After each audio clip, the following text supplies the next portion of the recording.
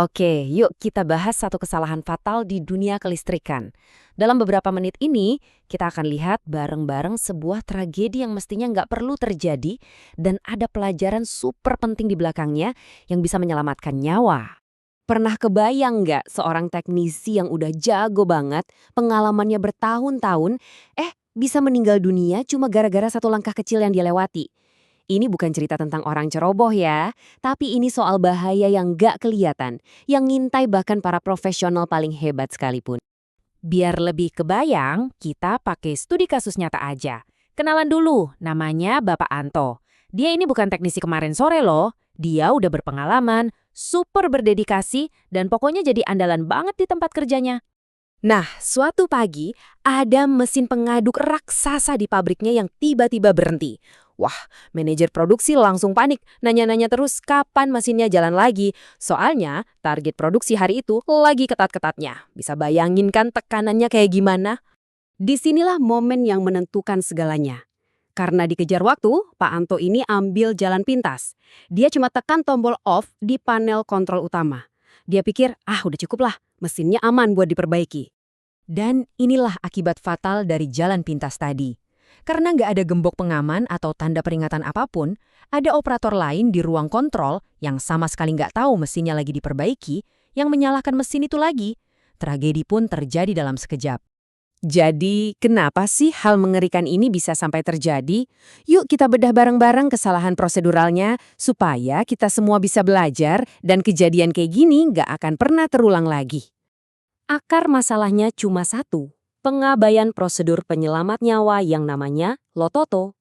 Ini singkatan dari lockout, tagout, dan tryout.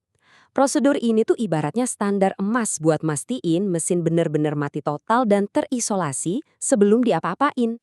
Pak Anto itu cuma melakukan langkah pertama, matiin mesin. Padahal prosedur LOTOTO yang benar itu nggak berhenti di situ.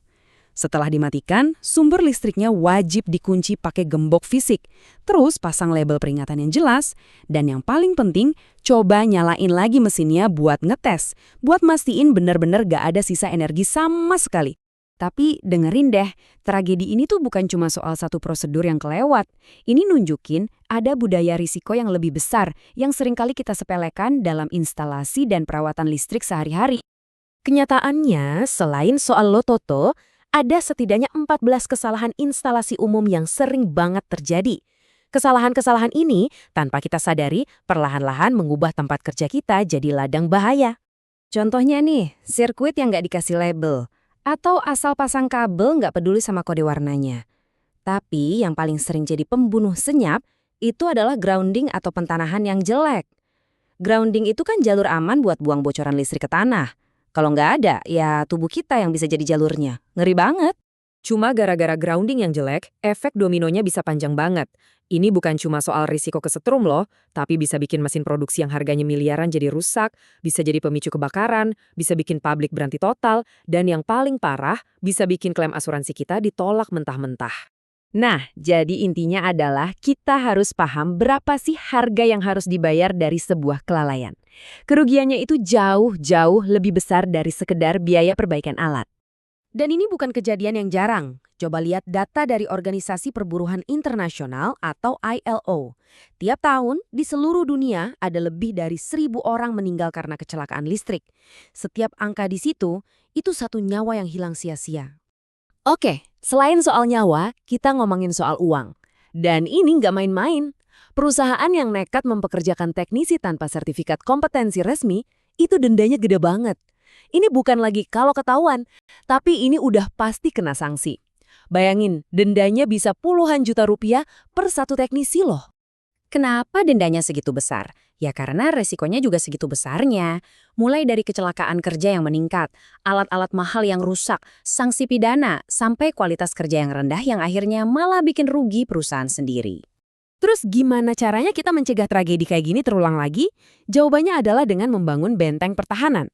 Pertahanan berlapis yang nggak bisa ditembus sama yang namanya kelalaian. Benteng pertahanan yang pertama itu ada di diri kita sendiri, yaitu penggunaan alat pelindung diri atau APD yang benar dan bersertifikasi. Sarung tangan khusus listrik, pelindung wajah, itu adalah garis pertahanan terakhir. Ini sifatnya mutlak, nggak bisa ditawar-tawar. Benteng kedua adalah peraturan. Nah, di Indonesia kita punya PUIL atau Persyaratan Umum Instalasi Listrik.